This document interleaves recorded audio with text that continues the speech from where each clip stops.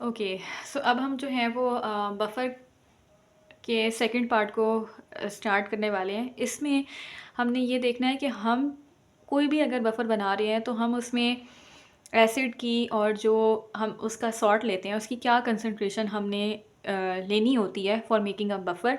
तो उसके लिए कोई ना कोई तो हमें केमिस्ट्री के अंदर इक्वेशन चाहिए ना, ताकि हम उसके अकॉर्डिंग जो है वो अपना बफ़र प्रिपेयर कर सकें। तो हम वो देखेंगे आज कि हम कैसे एक बफ़र को बनाने के लिए हमें कैसे पता चलेगा कि हमने कितनी कंसंट्रेशन लेनी है।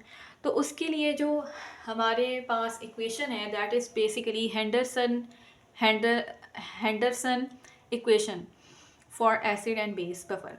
अच्छा, इसमें जो है वो बस आपको जो है वो इक्वेशन पता होनी चाहिए, और वो इक्वेशन जो है वो यहाँ पे एंड पे लिखी हुई है। ठीक है, दिस इज़ द इक्वेशन जिससे हम पता कर सकते हैं कि हमने कितना सॉल्ट और क्या कितना एसिड लेना है फॉर मेकिंग अ बफर। यहाँ भी जैसे इसकी जो है वो डेरिवेशन बताने लगी हूँ, वैसे इसकी इतनी ज़रूरत नहीं है, जस्ट फॉर कॉन्सेप्ट कि किस तरह से ये इक्वेशन आई है। ठीक है, तो हमने शुरू कहाँ से किया था?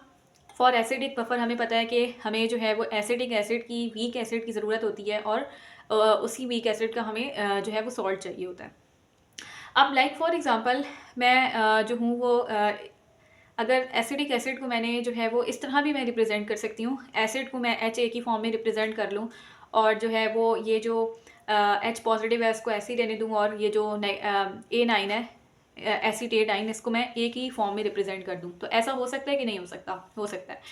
तो इस तरह से इसकी रिप्रेजेंटेशन आ जाएगी। अच्छा, हमें पता है कि जब भी कोई एसिड या बेस रिएक्ट करते हैं तो they form a salt and plus water.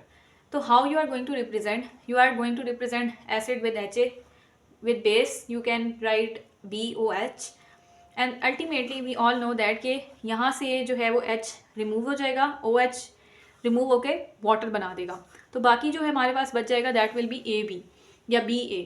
तो हम सॉल्ट को BA की फॉर्म में भी रिप्रेजेंट कर सकते हैं। ठीक है, कर सकते हैं ना? तो ये बस तो यहाँ पर बस ना ये बताया हुआ है, सही है। अच्छा, अब ना आगे हमने क्या देखना है कि ये हमारे पास जो है वो सॉल्ट की इक्वेशन थी ना, कि सॉल्ट की जो है वो डिसोसिएशन थी। अब यहाँ पे हम लाइक सॉल्ट को हम BA भी लिख सकते हैं ना। यहाँ पे हमने BA की फॉर्म में सॉल्ट को प्रेजेंट किया है, तो यहाँ पर भी हम जो है वो सॉल्ट को BA की फॉर्म में लिख सकते हैं। अब जो हमारे पास पॉजिटिव आयन है उसको हमने B पॉजिटिव कंसिडर किया, और नेगेटिव को हमने A से। ठीक है, तो ये बस जस्ट प्रेजेंटेशन बता रही हूँ कि किस तरह से हमने प्रेजेंट किया। अब जो है वो हम आ जाते हैं अपने इक्वेशन के ऊपर कि किस तरह से हमने जो हमारे पास हैंडरसन इक्वेशन है वो कैसे डिराइव होती है, कैसे हमें पता लगेगा कि एक बफर बनाना है तो उस पर कितनी कंसनट्रेशन सॉल्ट की लेनी है, कितनी कंसनट्रेशन एसिड की लेनी है। ठीक है, तो अब हम जो है वो अपनी इक्वेशन को देखते हैं। इसमें हमने क्या देखना है कि हमारे पास जो है वो, अच्छा, तो अभी हम ये देख रहे थे कि किस तरह से हमने जो है वो हैंडरसन इक्वेशन डिराइव करनी है। ठीक है, अच्छा, तो अब हम क्या करेंगे कि हमारे पास यहाँ पर ना एक और चीज़ बड़ी नोटेबल बात है कि वीक एसिड जो है ना वो कुछ डिसोसिएट होगा, कुछ नहीं भी होगा, इसलिए इनके दरमियान इक्विलिब्रियम जो है वो एग्जिस्ट करेगा। तभी मैंने जो एरो है वो 2 एरोस बनाए हुए हैं ऑन द बोथ साइड्स। लेकिन when we talk about a salt तो it will completely dissociate, right.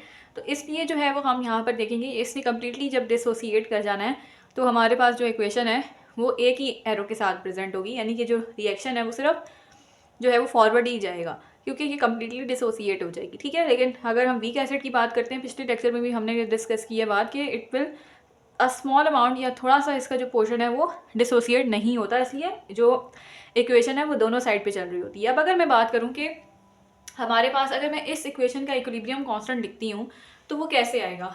मैं एसिड का इक्विलिब्रियम कांस्टेंट लिखना चाह रही हूँ, तो हमें पता है it is the ratio of products over reactants. So what is written in the products? It's H positive and A negative, and in the denominator we have basically a base. ठीक है, तो आपने ये चीज़ बड़ी बेस कह रही हूँ, ये हमारे पास जो एसिड है ना ये लिखा हुआ है हमने। ठीक है, यानी रिएक्टेंट क्या है यहाँ पे, ये हमारे पास जो है वो प्रोडक्ट्स हैं और ये जो है वो रिएक्टेंट है। ठीक है, तो हमने ये इस तरह से इसको डिराइव किया। अच्छा, अब क्या है कि हमें पता है कि हम तो पीएच निकालना चाहते हैं। ठीक है, हम क्या चाहते हैं, हम तो पीएच निकालना चाहते हैं, और पीएच जो है वो बेसिकली क्या है, हाइड्रोजन आयन की कंसंट्रेशन है। तो हम क्या करेंगे कि हाइड्रोजन आयन जो है वो एक ही जगह रहेंगे और बाकी जो इक्वेशन है ना उसको हम आगे की तरफ ले जाएंगे। जब हम हाइड्रोजन आयन को इधर ही रहने देते हैं और बाकियों को जो है वो दूसरी साइड ऑफ द इक्वेशन भेजते हैं, तो इक्वेशन हमारे पास कुछ ऐसे बन जाएगी। ठीक है, आप करके भी देख लेना। तो उसके बाद जब हमारे पास जो है वो इक्वेशन कुछ ऐसी आ जाती है। अच्छा, अब तो यहाँ पर क्या चीज़ है कि हम यहाँ पर लाइक HA की जगह नोट करना, HA की जगह हम क्या लिख सकते हैं, HA हमारे पास क्या है, HA इज़ अ एसिड ना, तो हम यहाँ पर HA की जगह एसिड पुट करेंगे। साथ में अब हम ये देखना चाहते हैं कि what we will write in place of A negative. अच्छा, A नेगेटिव की जगह हमने क्या लिखा है, A नेगेटिव की जगह हमने सॉल्ट लिखा है। अच्छा, वो कैसे, सी यहाँ पर ना हमारे पास क्या है, ये क्या है, हमारे पास सॉल्ट है और ये इसका क्या है, A नेगेटिव। हमने इस A नेगेटिव की जगह क्या लिख दिया है, सॉल्ट। क्यों, क्योंकि जितनी भी हमारे पास कंसनट्रेशन होगी ना A9 की, उतनी ही कंसनट्रेशन सॉल्ट की भी होगी।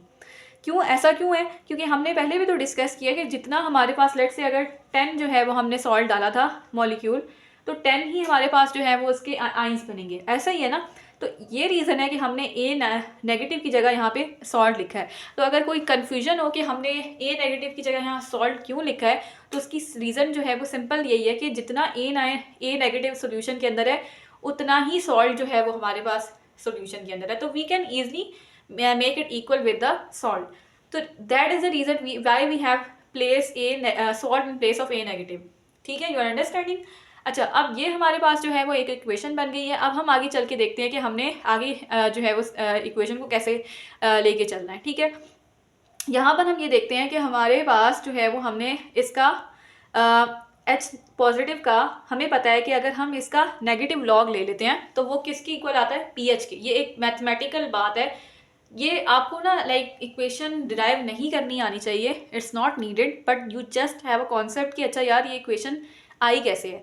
तो मैथमेटिक्स में क्या होता है कि जो हमारे पास माइनस लॉग होता है ना H पॉजिटिव का, वही जो है वो बेसिकली pH कहलाता है। ठीक हो गया, तो दैट इज़ द रीज़न कि यहाँ पे माइनस लॉग की जगह हमने P को ऐड किया हुआ है। ठीक है, अच्छा अब क्या करना है कि हमारे पास अगेन यहाँ पर एक और माइनस लॉग लिखा हुआ है। ठीक है, अच्छा यहाँ पर मैंने माइनस लॉग की जगह pH लिख दिया है। अब ये जो माइनस लॉग है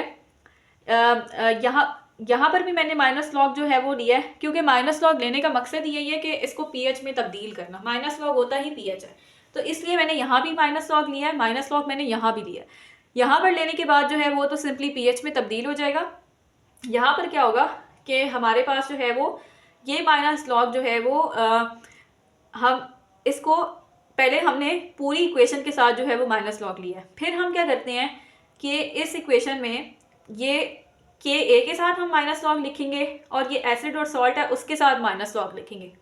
ठीक है, अच्छा फिर क्या किया हमने, हमें पता है कि हम माइनस लॉग की जगह क्या लिख सकते हैं, माइनस लॉग की जगह हम लिख सकते हैं कि माइनस लॉग की जगह हम P लिख सकते हैं कि नहीं लिख सकते, क्योंकि minus log is equal to basically P। ठीक है, माइनस, सॉरी यहाँ पे नज़र नहीं आ रहा, लेकिन माइनस लॉग के क्या मतलब है, यहाँ पे लिख देती हूँ। माइनस लॉग जो है वो बेसिकली P के इक्वल होता है, तो इसलिए मैंने यहाँ पे माइनस लॉग की जगह क्या किया है, P लिख दिया है। ठीक हो गया, तो ये क्या बन गया है, P के A, ये बन गया है pH और ये इक्विलिब्रियम कांस्टेंट है। उसके अलावा यहाँ पे ये इक्वेशन ऐसे की ऐसी ही रह जाएगी। ठीक है, अगर माइनस है, अब मैंने इसको प्लस में तब्दील करना है तो मैंने क्या किया, सॉल्ट को ऊपर भेज दिया। अगर मैंने इसको प्लस में तब्दील करना है, माइनस से प्लस में जाना है, तो मैंने इसको सॉल्ट को ऊपर कर दिया। पहले सॉल्ट नीचे था, अब सॉल्ट ऊपर हो गया। तो ये इक्वेशन इस तरह से डिराइव हुई है। ठीक है, अगर इक्वेशन की ना भी समझ आई ना तो आप मुझे ना व्हाट्सएप पे बता देना, तो मैं आपको दोबारा समझा दूंगी। बट यहाँ पे हमें बस ये पता होना चाहिए कि इक्वेशन है क्या। याद आपको बस ये होना चाहिए कि अगर मैंने इन दोनों में से कोई भी याद रख ले कि अगर आपने जो है वो ऐसे बफर बनाना है, बफर के लिए आप कैसे बनाएंगे, आपको एक हेंडरसन इक्वेशन चाहिए विच इज़ रिटन हियर, ये दोनों में से कोई भी। तो आपको ये पता होना चाहिए कि अच्छा ये हमारे पास इक्वेशन है, इसके थ्रू अंदाज़ा हम लगा सकते हैं कि हमने इतना एसिड लेना है, इतना बेस लेना है। ठीक हो गया, दूसरी बात ये है हम इससे कैसे पता लगाएंगे कि हमने क्या एसिड लेना है, क्या बेस लेना है। असल में ना लेट सपोज वो हमें कहता है कि लाइक 5 pH की हमें सोल्यूशन बना दो। ठीक है, उसने सॉल्ट की कंसनट्रेशन हमें दे दी है और ये जो pKa है ये एक फिक्स वैल्यू होती है, ये हमेशा कांस्टेंट रहती है। आपके पास जो है वो कहीं भी एसिड आप लोगे ना तो उसके बॉटल में भी ये लिखा हुआ होता है कि अच्छा इसकी ये pKa वैल्यू है which is fixed universal everywhere it is the same, तो it's not going to be change. ठीक है, we have to deal with कि अच्छा pH क्या है, सॉल्ट की कंसनट्रेशन कितनी लेनी है, एसिड की कंसनट्रेशन कितनी लेनी है। तो वो अगला बंदा आपको कह रहा है कि आपने 5 pH का सोल्यूशन बनाना है, सॉल्ट आपने इतना ऐड अप करना है, तो आपने बस जज करना है कि अच्छा एसिड मैंने कितना लेना है। तो यहाँ पे एसिड की जगह मैं एक्स पुट करूँगी और एसिड की कंसनट्रेशन निकाल लूँगी और मेरा जो है वो बफर तैयार हो जाएगा। ठीक है, तो that's it for the acidic buffer.